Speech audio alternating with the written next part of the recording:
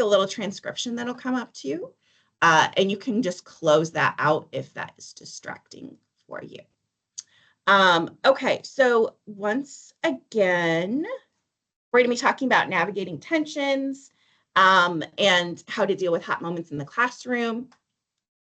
And I am Dr. Lindsay Vreeland. Y'all can call me Lindsay. My pronouns are she, her, and I'm an inclusive teaching coordinator here at NIU, specifically working for the Center of Innovative Teaching and Learning. But as I said before we started the recording, my background is primarily teaching and college writing, and I taught a little bit of literature too, and then teaching gender and sexuality studies. So what I am used to as being a hot moment in the classroom might look different for physical education, might look different for other fields, and also might look different depending on whether you are taking classes or teaching them. And some of these things might help for those of us that are still like taking classes and are in spaces as learners or as committee members, and are also dealing with like coworkers, colleagues in spaces that might get tense too. Okay, let me turn off my little face so we can not worry about it roaming from different screen to different screen. So today we're going to be talking about the signs of escalating tensions, and we're going to apply some strategies to address those conflicts. We're going to develop communication skills to manage these conversations. We want to make sure that people feel that they're heard and respected, even if we don't end with a resolution where everybody sees eye to eye. And we want to explore methods to create an inclusive teaching community, and make sure that people know that we're valuing diversity and inclusivity. So what students are bringing into the classroom is important, and we appreciate that they don't all look and think and feel the same. If they did, classes would be so boring. I would hate to just say a lot of information in it, automatically go into brains, and that would be the end of it. That is not fun. And we want to make sure that our students believe that that's not what we want to do either. Okay, so let's talk a little bit about what are hot moments. So the way that I'm defining it, because there's different definitions in different spaces, instances of tension and conflict. So what we're seeing more and more, and it relates to this Midwestern politeness, I think a little bit too, Deborah. We see people in schools, especially in the K through 12, they're avoiding teaching subjects like oppression, like race, like LGBTQ plus rights. So there's less practice that students have talking about that stuff in K through 12. I developed this workshop before we had a new president. So also things have changed more and more. So let's acknowledge that too. And so even in spaces where we have state and local governments supporting these topics and supporting people that have these identities, there's still this element of people shying away from talking about these things because they're afraid of getting in trouble, especially now that so many people record other people without telling them. There's like this big fear, right, of being recorded and having things be posted. We also need to recognize that political topics can be connected to personal beliefs and experiences and identities. And no one wants to feel wrong or be dehumanized based off of what they think and they feel, and the politics that are connected to it. So while we might have students that are saying they believe one thing, and that creates legislation that works against other, groups of people, they might believe it for a particular reason and not connect it to humanity. So we can have those conversations about humanity and about people being attached to laws and regulations and different aspects of political systems. And we also want to be talking and thinking critically about challenging topics. Sometimes this is going to create change and shift perspectives, and it can lead to personal and professional and institutional growth. But it can be hard to have those conversations, and it can be hard, especially to recognize that you might have been wrong. We have education systems that really shame people for making mistakes. You get points taken off. You might fail a class. You might be labeled as someone who is not smart or doesn't work hard enough. And so we need to recognize that that things change and mistakes happen and growth happens. And that's something that we want as individuals, but we also want to make sure that we have a growth mindset with our students and with our colleagues too, that people can change and grow and learn and do better. So I've sort of split up this talking about hot moments into 3 different sort of categories. How do we build and prepare for this? So how do we start from the ground up with our courses in order to have like an understanding of how we deal with this together? How do we anticipate and intervene? If we know specific topics are coming up, how do we deal with letting students know like this might be a charged conversation, or this might be something that you have a big reaction to? This is how we're going to shut this down if this happens. And how do we rebuild and reflect after a big moment happens? So if somebody makes a mistake, if something happens where we have this environment that is uncomfortable, we need to make sure that we're coming back as a learning community and we are reflecting on what happened, why it happened, what we can do in the future to not make it happen, like in a way that is feeling really uncomfortable for everybody. We can still have important conversations and challenging conversations, but people can feel less wounded maybe. But also, how do we come back as a class and create an environment where people are still buying in? How can we rebuild the trust and understanding between us? So talking about building and preparing, early on in the semester, I mean, we're almost at midterms. I'm so sorry if you all didn't realize that. I hate to be the person to bear bad news, but we're almost at midterms, but we're almost at spring break too. So exciting and maybe a little bit anxiety inducing. But early on in the semester, we want to make sure that we're setting up expectations for students to participate. We can do a reset at any point during the semester and review our syllabus or create new policies and understandings. That is totally fine. And just let students know like, oh, hey, I don't think this is working. What do you think? Let's try this again. And just be really transparent with it. And again, we can normalize mistakes and we can normalize that maybe we weren't prepared in the ways that we thought we were, and we can reconcile that and we can make that a part of a learning process for everybody. So we can create community agreements. So I'll send out resources that have examples about community agreements, but essentially community agreements are everybody in the class is coming together and they're deciding what the expectations are from all community members, including their instructor or professor and any teaching assistants that have any roles. If you're in a slash class and you have graduate students and undergraduate students, the expectations are the same for everybody. We are creating an understanding of how we're going to be moving through the class and how we behave. Sometimes they'll have, if you ask students like, what do you expect from other people? They'll have a lot of very, what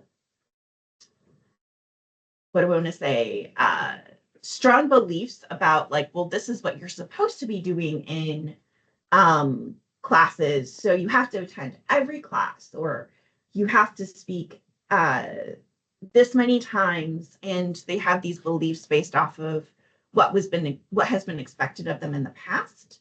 But this is an opportunity to sort of interrogate, like, okay, so we have to speak respectfully to each other. That's great. What does that look like? What are the expectations like? What does that feel like to you? And some of this stuff is pretty high touch and will require time. But if it is something that you feel like there's tensions in the classroom, there's something that's not working, going back and really building this community can be very helpful and can be very vulnerable, but also like a great opportunity for us to sort of reset class or to start class off to a great start. Like I said, I'll send out examples of what that might look like. We also want to identify non-negotiables. So students can take part in creating those community agreements. And you take part in that too, but there are also specific lines that maybe you just are like, we're not going to cross this in this space. Either we don't have time to learn the skills to do that, it's not relevant, or, whatever that might be. So there might be syllabus statements about specific language and why we don't use that, focusing on community instead. So in the past, when I've had students be able to think about and research their own topics, sometimes they will want to focus on US borders, especially, within the last 10 years or so. This has been something that thinking about building walls and thinking about documentation has been really, really popular. So if we're talking about those topics, or if that's something that might come up, I might have a statement in my syllabus or a statement before we start a unit that would be relevant to that, where I let them know, like, the language is undocumented immigrants. We're not calling people illegal. That's offensive. This is why we use this term instead of this term, and sort of had that expectation out from the get-go. And then if we have questions about it, I can pull together some materials that talk about it a little bit more eloquently than I might. I, again, have also taught gender and sexuality studies.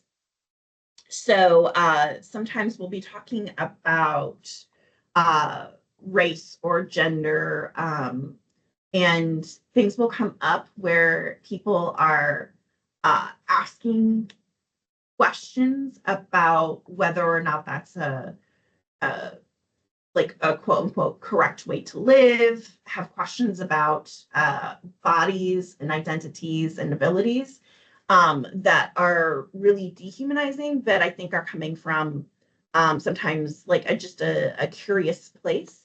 And so I set up from the get-go, like there's this expectation that we're not going to debate the right of anybody to exist. So like laws and borders have been put on people, but like identities and the right to exist is something outside of that. And we can talk about these things in other spaces, but we're not going to talk about whether or not somebody should be able to marry a person that they love, or whether or not somebody should be able to exist in a specific space or not.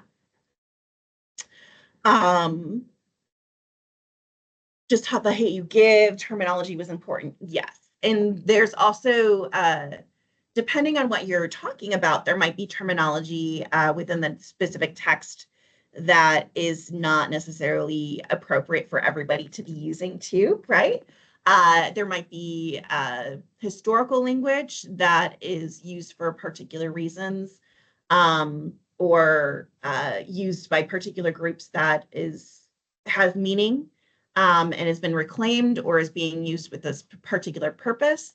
But that doesn't mean that we're all going to say that word in the class, or use that terminology or whatever. And so those are conversations that we can have outright that really help contextualize and like language and have an understanding, because if we don't tell students like, hey, that's actually offensive, and they're just reading it, they just might not know. That just happens, you know?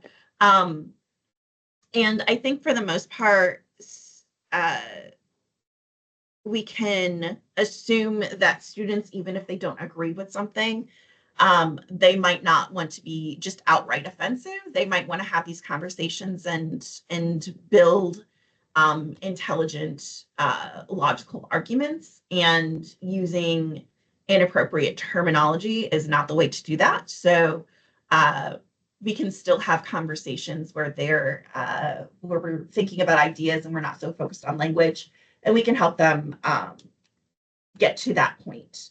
But that doesn't necessarily have to be an in-class activity where everybody's together and we're hurting people's feelings. So putting in syllabus statements might be something that's helpful, and encourages them to have conversations with you outside of class if they just don't know things or don't understand things. Sharing content warnings is also helpful. We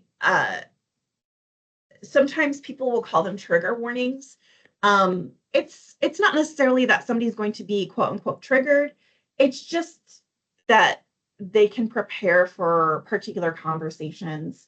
Again, if there's specific language that is not something that we currently use, but is offensive and is in a historical text, or is used by particular groups of people, if there's something where there's particular like violence or whatever in something that we're watching or thinking about, if we're watching a video and there's blood in it, we can just let people know. They're less likely to have big reactions then, and are going to be more likely to be able to like participate in conversations and take information in, and not just have some sort of like be in a space where their brain is just like overwhelmed by this information or this imagery that they weren't expecting. And so we can prepare for difficult conversations that way, or topics that way. We can establish trust, and we can make sure that people are just like less likely to be reactive about things. We can support our LGBTQ plus students, making sure that queer and trans students are valued, and we are listening to their voices. We're not expecting them to speak on behalf of a whole group of queer or trans people that is diverse and has a lot of different identities that are working at the same time. And we want to make sure that if we're talking about gender, if we're talking about sexuality, we're talking about identity, then we are being respectful and not sort of talking about heterosexuality as being like the norm, and then there are other people. There are, there's men and women, and there's other people. We want to make sure that we're being intentional about the way that we're talking, and bringing up these topics, and the way that our students are talking about them too. Okay.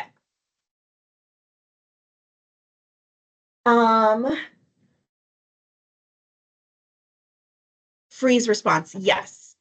Yes, Deborah, that's a great way of putting it.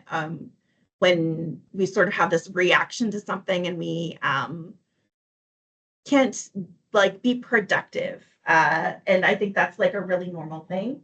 And hard for us as educators to sort of deal with if we have students that are freezing, or if we freeze ourselves, right? And we are just like, okay, what do I do now? Sometimes that just happens to our bodies and our brains, and if we can help students navigate that, we can prepare ourselves for that too. That's only just going to help everybody. Okay, anticipating and intervening. So we built up our course to think about, or in our class to think about, like, how do we navigate this stuff? We're setting up expectations. So what happens when these topics actually come up in class? How do we prepare for things that might turn hot, or how do we respond when they are turning hot? So the oops, ouch, whoa protocol. Again, I'll be sending out resources with information about this. But essentially, this is a protocol that gives you these 3 words: oops, ouch, and whoa, which is a common language that allows us to destigmatize asking for clarity and identifying harm. So it gives everybody a chance to sort of react to something that's being said in a way that's just not purely like reactive, and identifies that we can all ask for clarity, even from our professors or our TAs. We say things wrong all the time. And if you don't realize that you say something that is hurtful, it's a good opportunity for students to be able to like ask you, like, oh, hey, did you mean that? Or why did you say it that way? Or, whatever. But then they can also do it with their classmates, and you can do it also. There's this understanding that we're all in this together. So we use the ouch to pause conversations when something's problematic or hurtful, and sort of like slow down and say, like, identify, like, ooh, that felt bad. We can use oops when somebody says the wrong thing, whether it's by accident or because they didn't know the best way to share their ideas. We can also normalize saying, like, I'm not sure exactly how to say this thing, but I'm thinking about X. And normalize that we can help each other find the language to sort of like navigate that together. And we want to use whoa to ask somebody to slow down and clarify what they're saying. So if somebody says something that maybe you're not seeing the connection, or just sounds like it's maybe headed to a place that might be uncomfortable or might be sort of dangerous to say, we can say, whoa, and we can say, is this what you mean? Can you say that in a different way? Like, what's your intent right now? Where are we going with this? And to some extent, I think we do these things already when people say something that we're like, that feels out of left field, and that feels like hurtful or wrong, or like you're insulting people, but you don't mean to do that. I think many of us already is like, wait, what do you mean by that? But again, this gives us a common language in order to do that. Everybody can do that in the classroom. We empower our students to sort of recognize things that are going on and identify them in real time too, because we are not going to catch everything as it happens, or sometimes our brains take a while to catch up, and something might flag as like, that felt strange, but it might take 10 minutes until you realize, like, oh wait, it's because this was suggested, or it's because they said this terminology or whatever. So this gives us a chance to sort of like all be part of the conversation, and all sort of feel empowered when we're having conversations as a class. We talk a lot about, or we have talked a lot about, safe spaces in the last 20 years within our classrooms, right? And this idea that we can have spaces where people can just be themselves and they're not going to be challenged. And in the classroom, that's not really something that we can guarantee, but we can work towards brave spaces. So we can work towards having environments where students can share their ideas and ask questions, and we can be supportive. So we're going to understand that uh, there's going to be mistakes and discomfort when we're learning. And especially when we're being exposed to ideas that are new or are working against what we believe we already know or have belief systems already built up around. And that can lead to, again, discomfort. That can lead to conversations that are hard to have sometimes.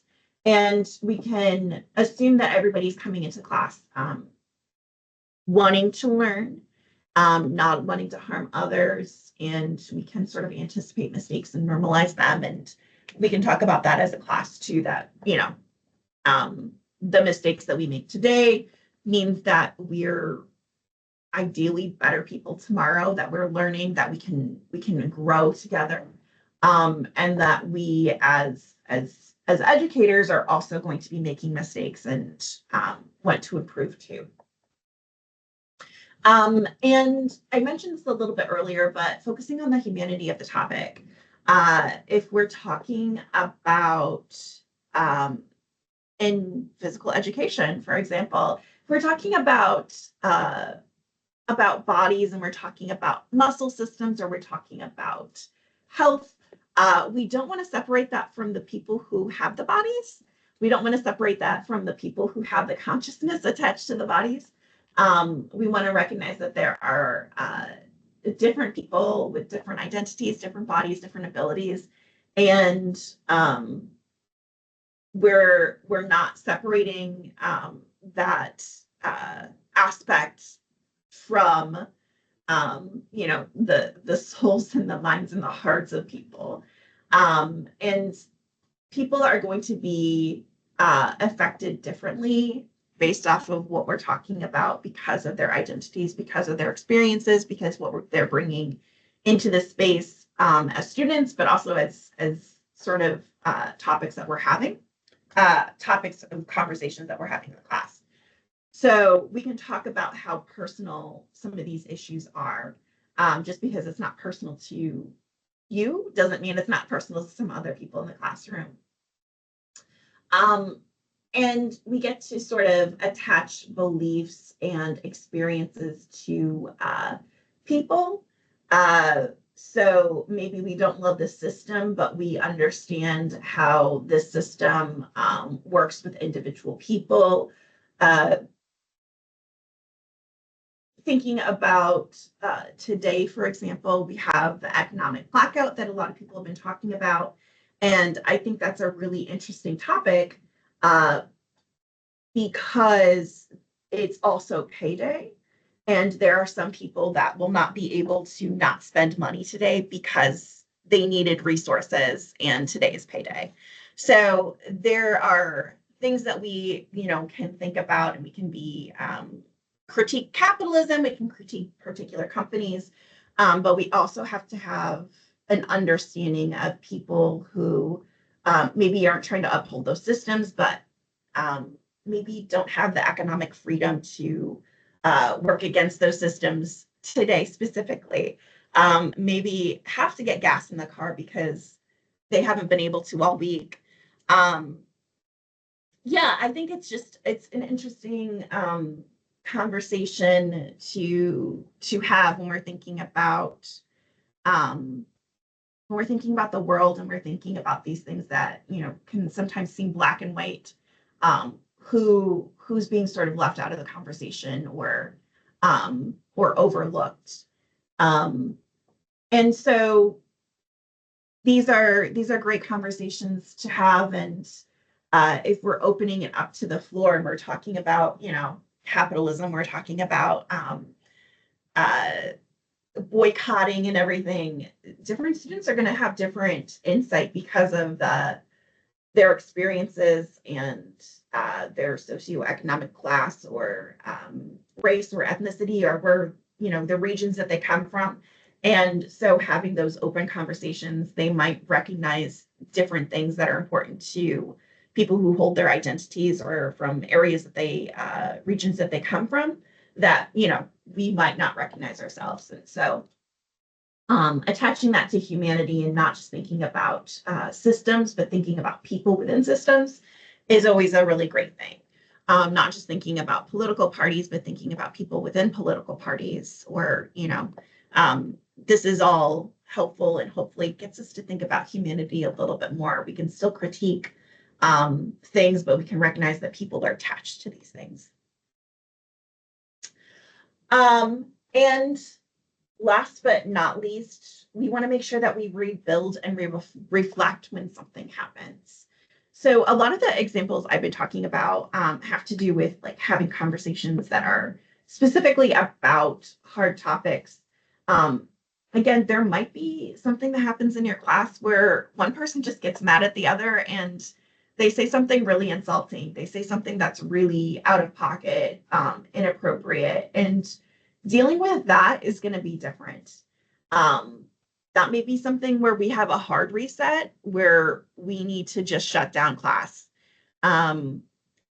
Sometimes that's easier than asking individuals to leave because that can become like a hard thing. Sometimes something happens in class and you can't necessarily get back on track, or it's like the temperature has completely changed. And so sometimes you can do what I call like a soft reset and maybe take a 10-minute break, encourage people to go take a walk, go get a drink of water, go outside and do some deep breaths or whatever. But maybe we need a hard reset too, and we need to come back at another time and sort of think about what's happening. Maybe we do a hard reset and everybody has to write a little reflection on how we feel about what happened, and you do that too. We can have moments where we recognize that feelings can sometimes be big and overwhelming, that mistakes happen and they can be really harmful, but we can still come back from those mistakes. And we don't want to make classes that are based off of canceling people.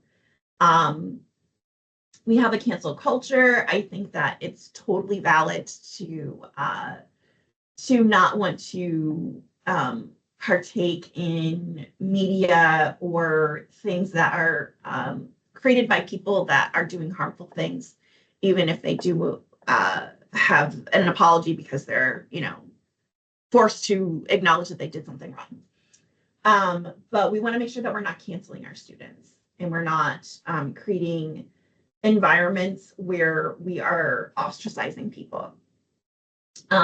If we create environments that happens, students don't come back to our classes. And that's not good. We still want to make sure that people are along for the ride, and hopefully they can come back into the class and they can recognize that they're surrounded by people and they have a common goal, and we can sort of do the human learning thing and get back to the same page. But we if something happens, we can still expect people to rebuild their relationships, but we have to help them make that happen. So if people take risks or they make mistakes when they're talking about something, we need to normalize that there are opportunities for people to learn, to unlearn, and to grow. For an example, I had a student who had this phrase growing up, which I heard a lot when I was growing up too, where if somebody, especially if like a woman made a mistake, they would say, well, at least you're pretty. And it was supposed to be like this, like, like one-off, like little jokey thing. And they didn't recognize that that was like a really harmful thing to say. It was just so normalized growing up. And so taking a moment and being like, okay, what do you think that's saying? Um, and they thought it was just like a recognition that like, oh, you made a silly mistake, not like connected to like misogyny or some deeper seated like sexist things. And so we can have a moment of recognizing that, having a conversation about that, um, reflecting on it, and growing and trying to unlearn these things that are so instilled in us from a young age. Um, and we continue to do that, like it's not just our students who are coming into the classroom as, teens and generally in their 20s. We have returning students that are also have things that have been instilled in them, belief systems that just are harmful and hurtful when they are discussed and what do I want to say, and explored with people who don't have the same identity as them. So sometimes it takes a while to unlearn those things and to unpack them. Um, but everybody deserves an opportunity to sort of think critically about class topics, to change their minds, to learn together. Um, and if trust breaks, sometimes that happens. Sometimes there's a big moment and we as educators don't do the right thing or the best thing possible in the moment. Sometimes we say something that you don't realize is harmful. Sometimes we're not there to help a student when a classmate says something that is harmful or does something that's harmful. But we can go back and we can repair that. So we can acknowledge what went wrong. We can share feelings and validate them. Sometimes that means having students write to us because it can be very vulnerable to have the conversation in a one-on-one space. But also, if they want to have a one-on-one conversation, that's amazing. Sometimes it's something that happened in a large class. So maybe having groups of students come and talk to you if they want to, that's also helpful. And then we can also discuss what to do in the future if this thing happens again. How do we commit to new behavior? How do we handle this in the future? Are students allowed to stop you if you say something that feels uncomfortable, or if they're working in a group with somebody who is making them feel uncomfortable or saying something that they don't like? How do we handle that in the future? How do we create environments where they can still learn and not just be distracted um,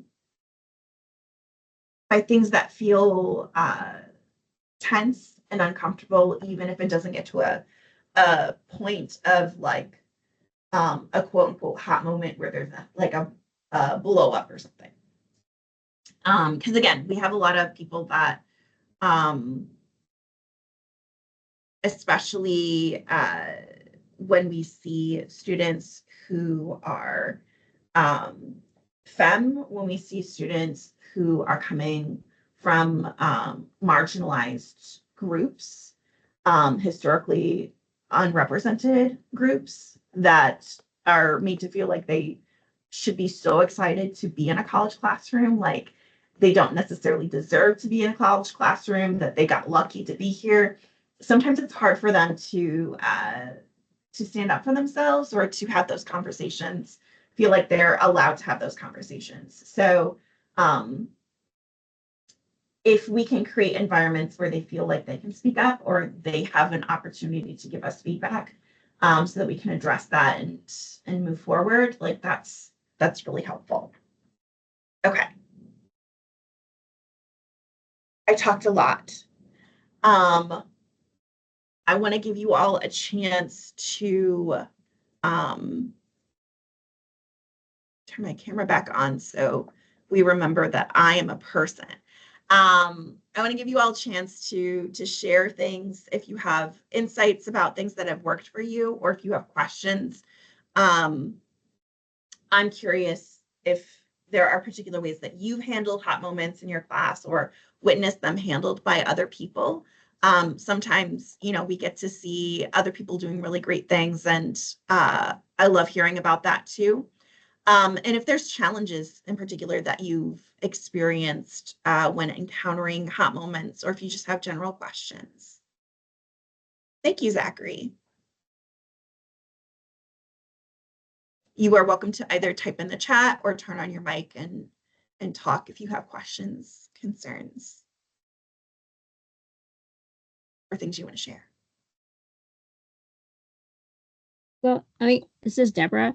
As I said at the beginning, my class is always talking about hot topics. And I think I handled them well.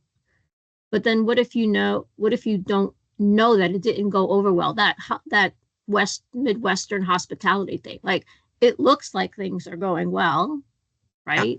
Yeah. Getting the vibes that things are okay.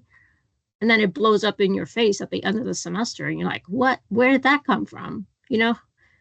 I know I'm clueless about technology, but in other respects, I'm really not. And the impression that they're giving is really positive. Everyone's doing well, and then all of a sudden it's like, what?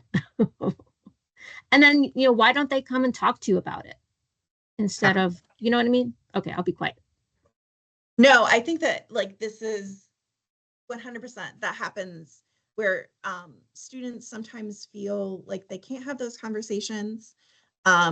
They might feel like no one else feels the same way in the class. So if they're saying something, they're putting their neck out in a way that they might feel like there's going to be blowback for. They maybe have spoken up in other classes and there's been blowback. So it's not even necessarily like a personal thing. They might just feel like they don't trust, education systems to some extent too. And we do have a lot of students now where we have so many students that are,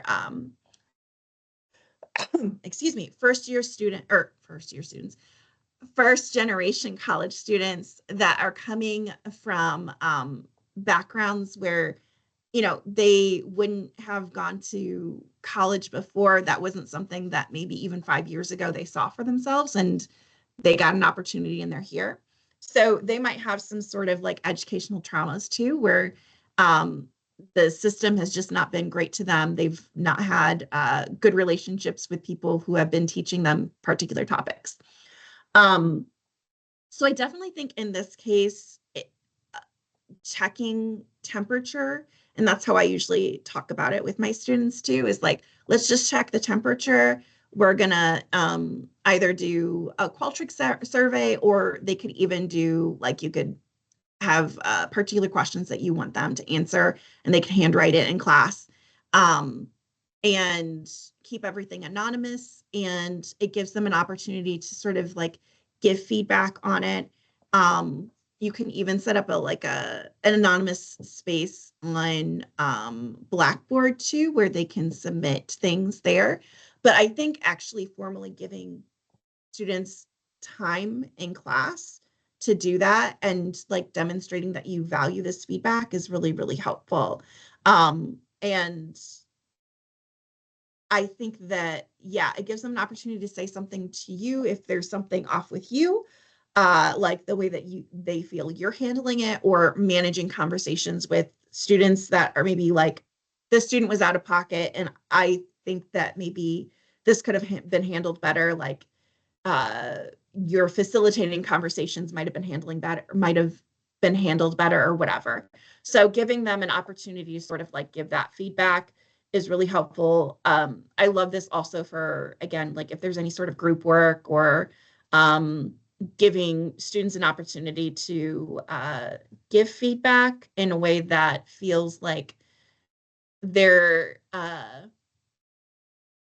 just isn't going to be a pushback from you. You want to hear it, you're using it, and then acknowledging once you get that feedback and you get a chance to absorb it and reflect on it, and have feelings about it, then you can come back to class and be like, I saw that some of you feel this way. Like, I didn't know that. Like, this is a great opportunity. Like, this is such a good thing for me to like learn and think about. Like, you can ask questions too, generally about like, not only how are you handling topics, but like how are they feeling about particular things, like with assignments or whatever, right?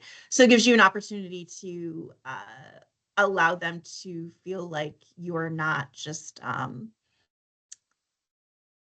looking for them to sort of like boost you up, or you know what I mean? Like it gives them an opportunity to give like real good feedback and feel heard, because yeah, sometimes that just happens at the end of the semester. You're like, I didn't know everybody was confused about this thing, or I didn't know that we hated this book and it felt really bad to read it. And if I had known, we would have done something differently. Um, so I think that's like just, I think it's normal, unfortunately, but I think that there are some things that we can do to sort of like make that a little bit easier if they don't feel necessarily comfortable having conversations. And you can be the warmest, like friendliest person and create all the office hours possible, but sometimes students just don't feel like they can have those conversations. They don't feel safe to have those conversations, and it's not personal. So if we can normalize that feedback, if we can create opportunities for the feedback to happen in ways that feel good and feel like I'm open to this, that might be a good way of doing that. But yeah, let's talk about like what that might look like for your class. Zach says, the only thing I would mention is that developing and building relationships with your students plays such an integral role, as it allows you to handle these situations differently due to relationships being strong. Yes, 100%. And that's one of the things that, like, if you have community agreements from the jump, like building the community along with the community agreements is really helpful. You can also go back to those community agreements throughout the semester and be like, hey, we said this thing. Does this still feel true? Do we want to add to this? Do we want to change it? Like, what are we feeling? And having opportunities for students to like share things that are not related to class, share things that are personal, but not too personal. Um, I often ask like silly questions that are like not even like, what did you do this weekend? But it's like, what do you do to get up in the morning? Like, I'm so tired.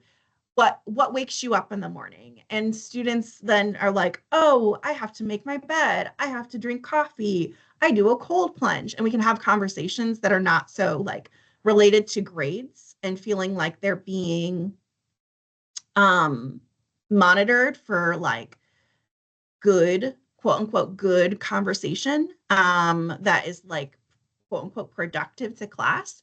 If we can just start to get people to talk and do like, you know, human things. Um, I have PowerPoints in my classes. I have a daily PowerPoint that has like, this is what we're going to talk about today. And then any sort of like notes and stuff, but it also will break down like assignments, and I'll chunk out assignments and go over things that way too. Pull quotes from the text or whatever and have those projected. But I also always have a picture of my dog.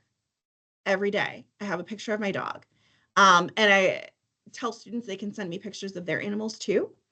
And sometimes they do, sometimes they don't. But then it also gives me an opportunity at the beginning of the class to be like, this is June. This is what she's like in the morning. Like this, oh, she hates her raincoat. And we can have like conversations. We can sort of break down those barriers of like, I'm above you. Like there's a power structure, but we can be a little bit more friendly. We can have environments that are less difficult to relate to each other, and we can make those connections. Okay, it is 11.